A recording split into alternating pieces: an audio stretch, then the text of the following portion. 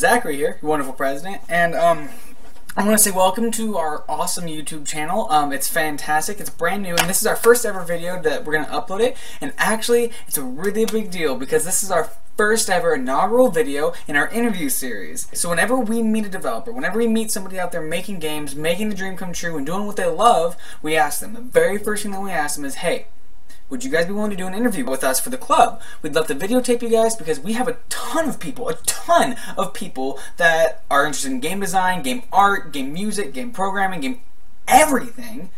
And we would love to hear they would love to hear from you guys about any advice that you guys have. And that's what this is. This is the very first ever interview video. It's the initiation interview video. I don't really know. It's whatever. I guess, without any further ado, this week we got a chance to talk with Chris McQuinn, who works at this awesome studio called DrinkBox Studio.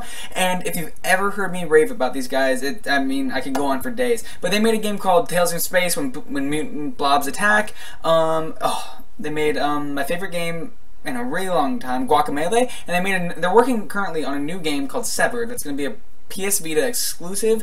It looks like it has the same art style as Guacamelee, but it plays almost exactly like Infinity Blade, and it's going to be so cool. It's going to be fantastic. But without any further stalling, because I'm trying to make a good intro, here's Chris McQuinn.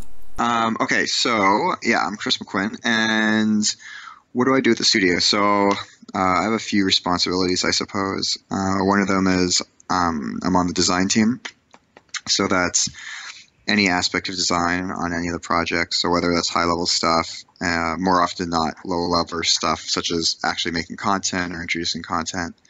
And then I do a lot of the outreach at this point, so just letting people know that our games exist and how we're going to do that. Because that's, as we've sort of figured out over the years, that's a huge aspect of us selling our games successfully. And then I kind of fill in the pieces for whatever else kind of needs to get done. Sometimes things just don't get done in the studio, and it annoys me, and so I do them. And that's a self-imposed role I've given myself. How big is DrinkBox? How many people do you have working there? Yeah, we have 13 people. Really? Which is big. Yeah. Yeah, that's nice size. Do you, what kind of response do you guys kind of have, I don't know, do you guys have, how's DrinkBox set up, with the 13 guys? Yeah. Basically, at a high level, we kind of have, we definitely have different departments, as much as you could call them that. Mm-hmm. So we have 3 artists, we have 4 programmers, 3 design guys, a QA guy, and people who act as producers. But everyone really wears different hats in the studio. It's pretty rare for someone just to do one role. Right. And we always have 2 projects going on simultaneously, and sometimes 3. So I would say a third of the studio is working on a project really early, and then we'll have the rest working on our most current project. So for example, now we have a lot of people on Severed. We have 2 or 3 of us, me included, on a new project, and then 1 or 2 guys kind of working on some older stuff, such as getting patches out for Guac or working on DLC and stuff. Nice. So you guys are always working on 2 at a time. How long do some of these games take in development? How long has Severed been in development, for example? Yeah, Severed's different because Severed's a lot smaller in scope, and we're trying to do a game in a much shorter period of time, at least with Severed. Mm-hmm. That's one of our intentions. So to answer your question, I'd say we want Severed start to finish to be about a year. Okay. And Guacamelee, for example, took longer than we wanted. I think originally Guac was supposed to be under 2 years, and it bled over to 3 years, which is a lot longer than we wanted. But it worked out in the end for us. Yeah, Guacamelee is a fantastic game. Thank you so much for making it, by the way. Huge fan. Okay, so we've actually gotten. I asked our club, to submit a whole bunch of questions, and it's perfect that you're on the design team. Because right now in our club, we have a couple design oriented people who can draw, who love drawing for games and everything like that.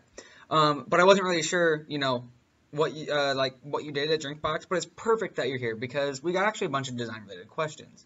Great. Yeah, and actually one of the biggest ones, and this appeared like 2 or 3 times, but where did you guys come up with the idea to do see, that's a super loaded question, but so pertaining to Guacamelee, Yeah. how did you guys decide to blend the Hispanic culture with the video game references that you guys did a standout job on? Where did that kind of come from? Yeah, I mean, I wish I had a clever answer to you, but the answer is really not clever.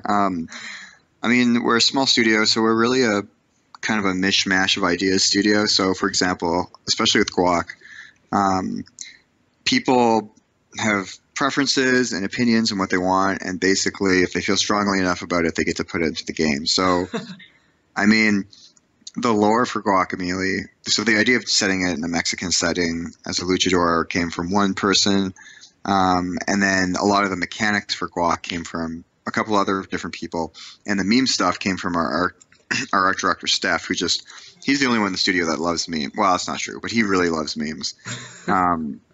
And he was simply doing the art for the game, and he decided to put in memes, and no one could really say much about it because, he's doing it. So, so that's essentially how you get weird combinations like that happening. That's fantastic. Okay, so then, was there any other major other than just somebody having a strong opinion, were there any other major influences about the art style for Guacamelee, or really for any of your games? Is there any time that you're just like, we really want this, or somebody came up with a great idea, and where did that come from? Yeah, well, I mean, the art style itself is really, from the initiative of the artists. They definitely have styles they like. Our art director Steph is really into having a unique look, or a look that's different from sort of the grime and grungy of kind of old AAA games, which is where he's from. And I think we also want to mesh it with the type of game that we're making. So Guacamelee had a Mexican background, a Mexican lore game. So I think the guys take a lot of influence from that. So Googling images and seeing the style there, and kind of taking their own interpretation on it. Mm-hmm.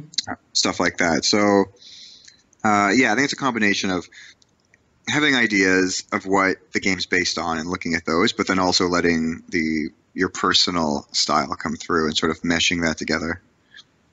So, does that ever cause any issues? Is there any time there are two people who have really strong opinions about something, but it's I don't know, been an issue? It's been an issue where they fought or whatever?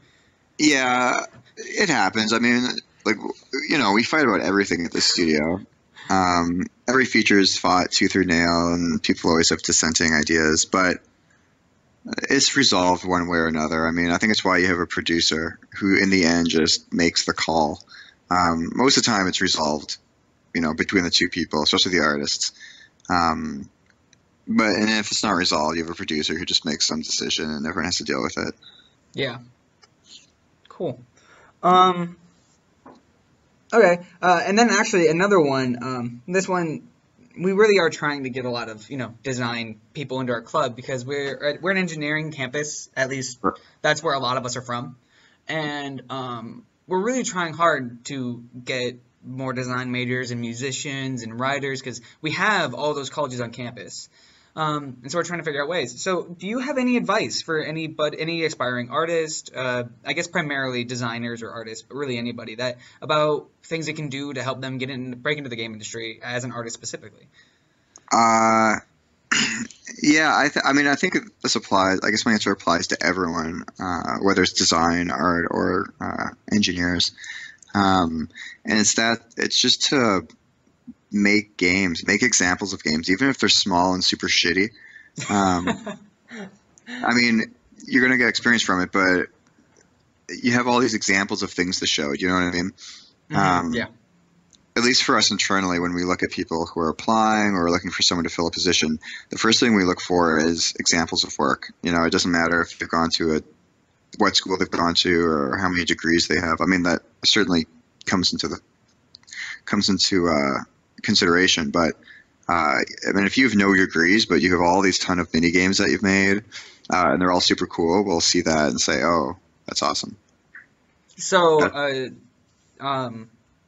does our portfolio is very important? Like, I get so games can obviously go in portfolios, but like, I don't know, having just kind of static examples, is that super useful at all? Yeah, for sure. I mean, especially as an artist specifically. I mean, as a designer, you really need examples of Yeah. games you've made. An engineer, you really want examples of, aspects of games you've worked on or coded or whatnot. But there's usually an engineer, for an engineer, we always have an internal engineer test. So you can bring an engineer in pretty quickly and give them an hour on an engineer test, and you can kind of you can have a pretty good idea of how talented they are that quickly. But Yeah. for an artist, for sure, portfolio with images, original work that only you've worked on, our art directors can tell pretty quick Yeah. who's got the chops and who has less chops. Mm-hmm. Yeah, Um, I gotcha. and if you have less chops, that's okay. Just put some of your chops towards a lot of games, and then that helps out too. Awesome. No, I guess you actually answered that. I was gonna ask if there's really like a portfolio kind of thing for engineers, but I guess you kind of answered that. Okay, let me just read through these questions real quick. This was an interesting one, I thought. So, have you worked much or like worried much about like the budget of your guys' game? Yeah, it's probably our number one worry of every game. Okay, so how much does the budget affect like the creative development, the creative process that goes into making this game? How much does, your money kind of drive some decisions? I think, yeah, it's a good question. That's a loaded question. It affects it not in regards to what type of game we're making. We don't sit down and say, well, since this is our money on the line, we want to make a game that has zombies in it because those sell really well. Yeah. So let's have a zombie game and just make it survival because those sell a gajillion dollars. So let's just do that. So not in that regards, but it does affect it in the regards such as, okay, we have this game idea, we're making it, and we have 10 months. This is our 10-month budget. This is the salaries we're paying to ourselves, 10 months. And it affects it in the regards that it's all about keeping it in scope. So our design has to stay within scope. So we might go a bit crazy with ideas at the beginning, but we quickly realize, okay, we have to cut this feature, just to ensure the game actually finishes on time. So budget definitely has an effect with regards to scope of the game and how we go about making a game in that regards. Cool. Are there any other factors that like determine about what content doesn't make it? Are there any other major factors that kind of drive what content gets thrown into the game or taken out? Yeah, well, I mean, I guess there's other small factors. Is it fun? Is it necessary? Mm-hmm. If something's not fun, we cut it. We do that pretty harsh. But a lot of the time, it's just, is this feature going to take us too much time, right? Like, for example, multiplayer is a classic one. We love multiplayer, but engineering multiplayer is a monumental task. So it's so much easier just to make a game without multiplayer.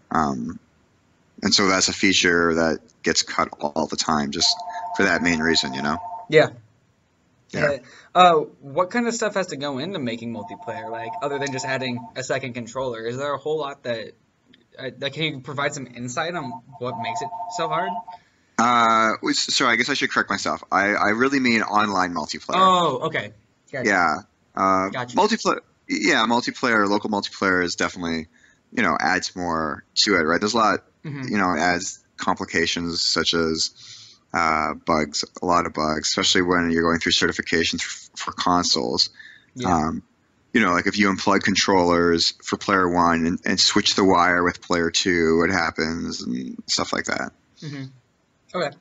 And actually, since you just brought it up, how was it getting things on the console? A lot of the people at our club, a lot of them, they don't want to just make games for PC. Like we develop on PC because that's what we currently have available to us.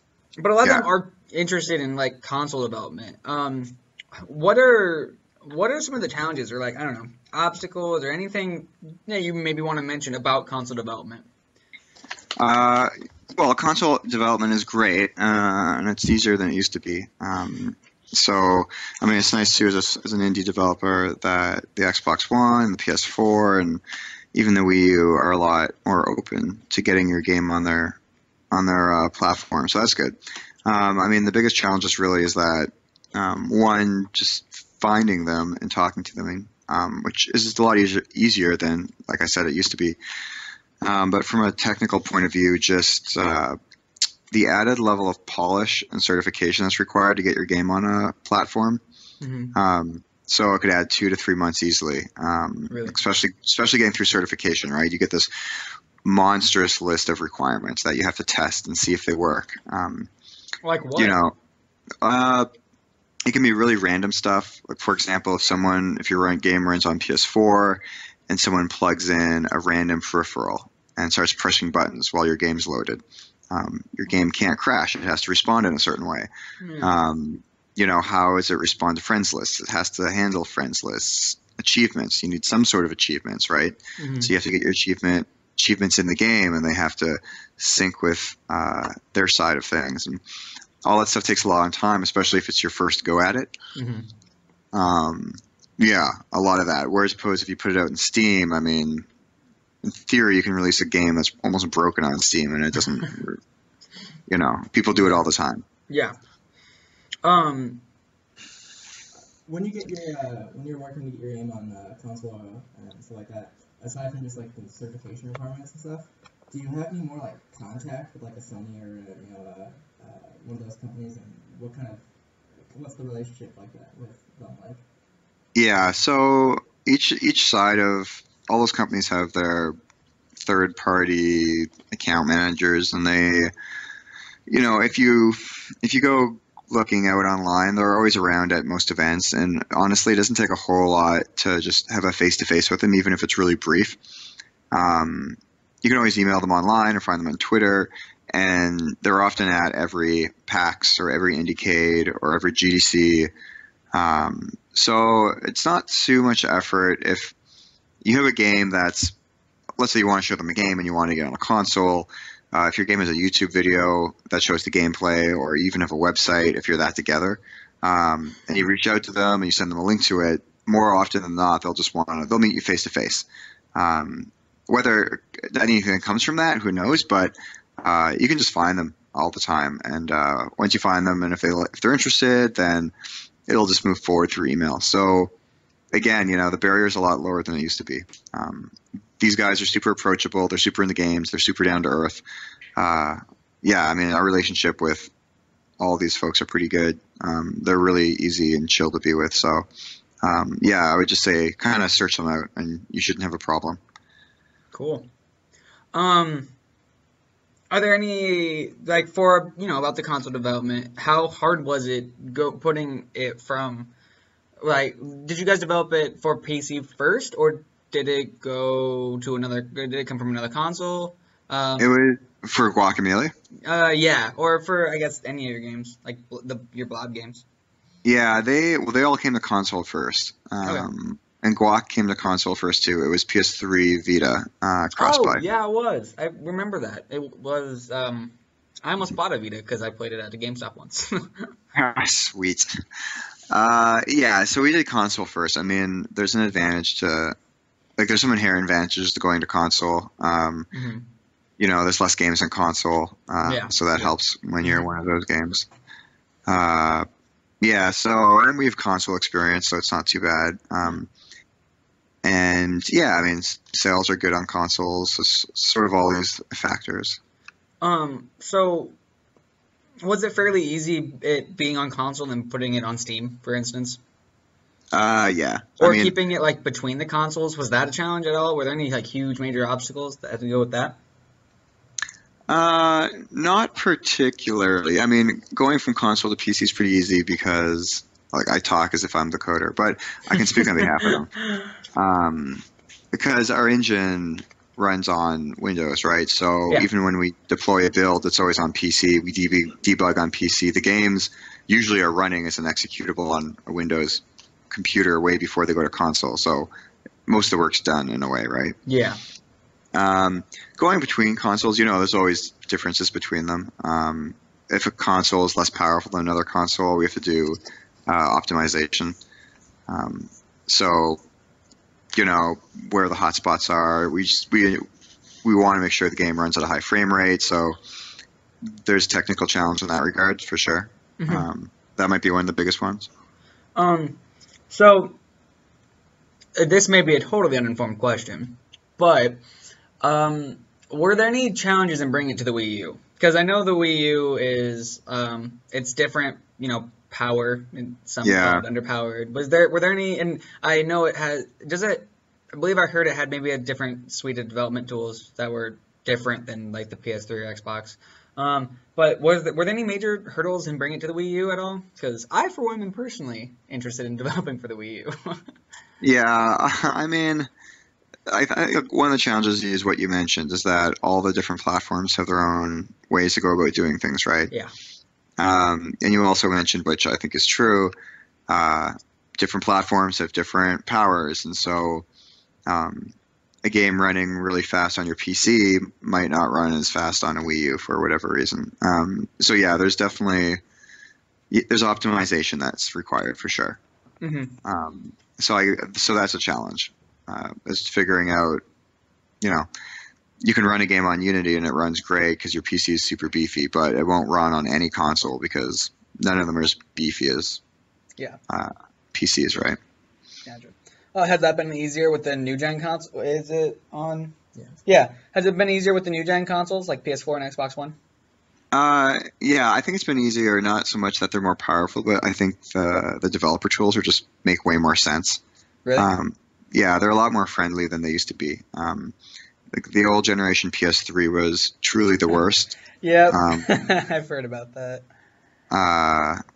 So I think this new generation, everyone took a step back and things are a lot more developer friendly. So it's actually a lot easier than it used to be, specifically with the PS4 to the PS3. Gotcha. All right. Let me just look through the questions right quick again. Yeah, sure.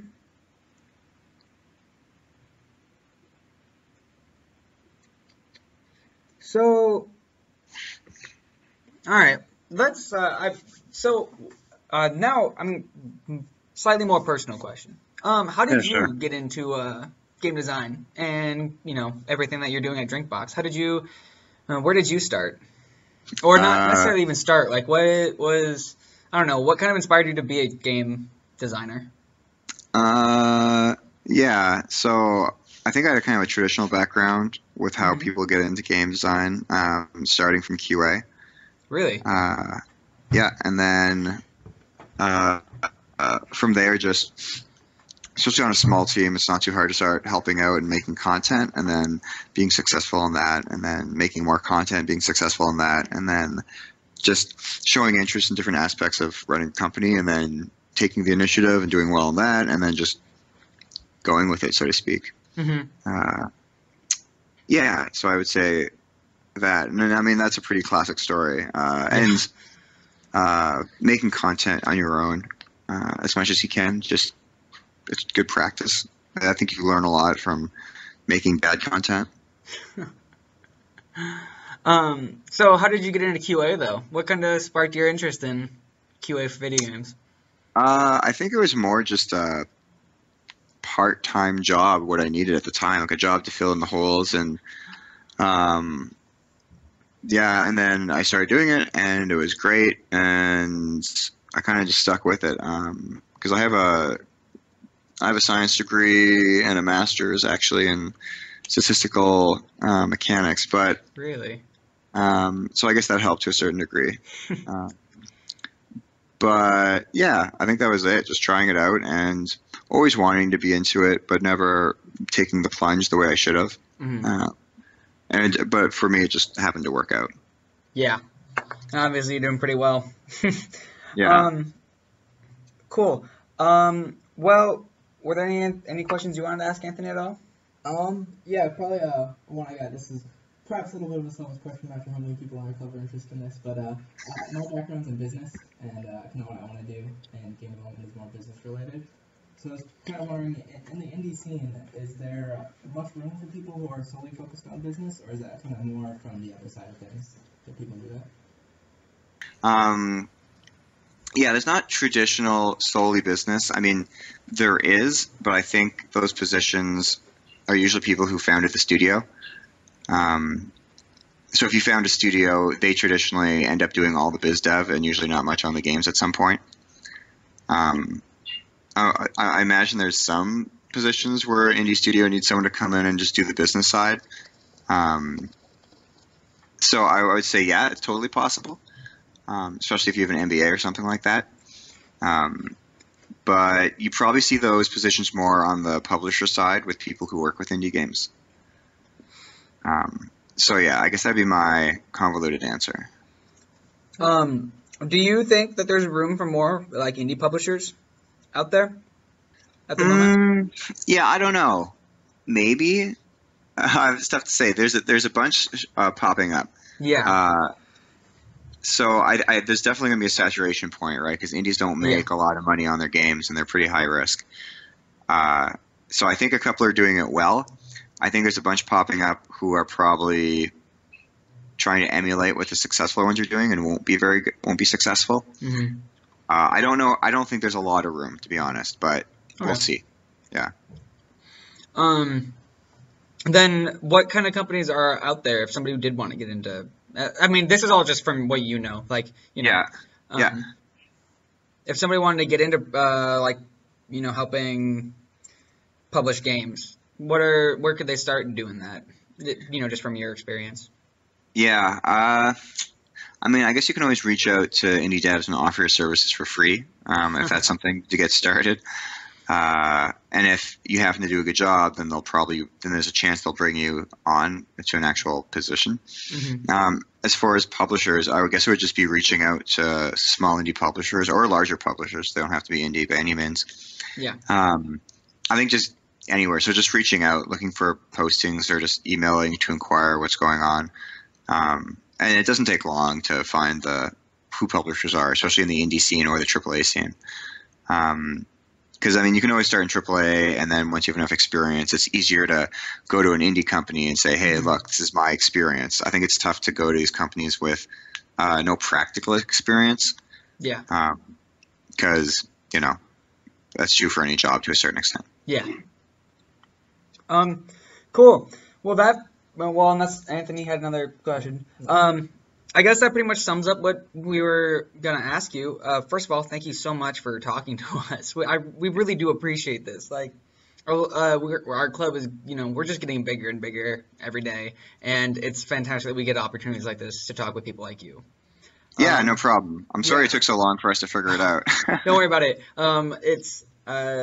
You've been one of the faster ones to even tell me no. So, just thanks again. This has been a huge deal. But before we go, I do want to ask you, why don't you give us your favorite video game?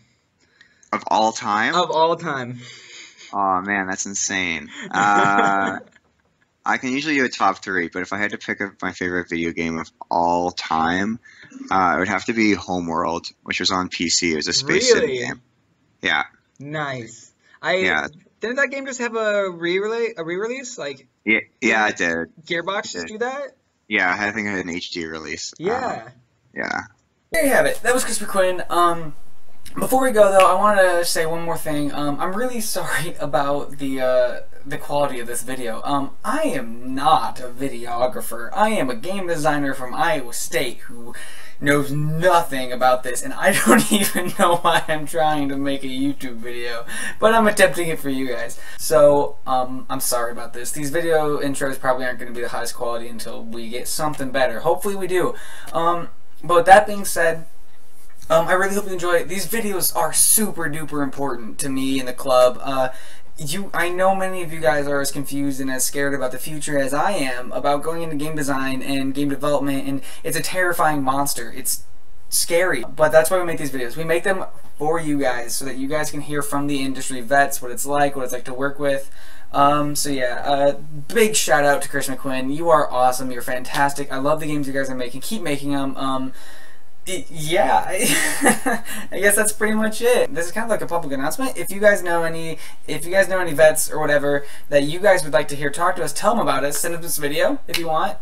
Tell them that we're looking for other developers to talk to us. It doesn't matter. Even one-man teams. Like, we'd love to hear you guys' experience. We want to do this consistently. I guess with that, I guess that pretty much ends the video. So thank you so much for watching this and stuff. And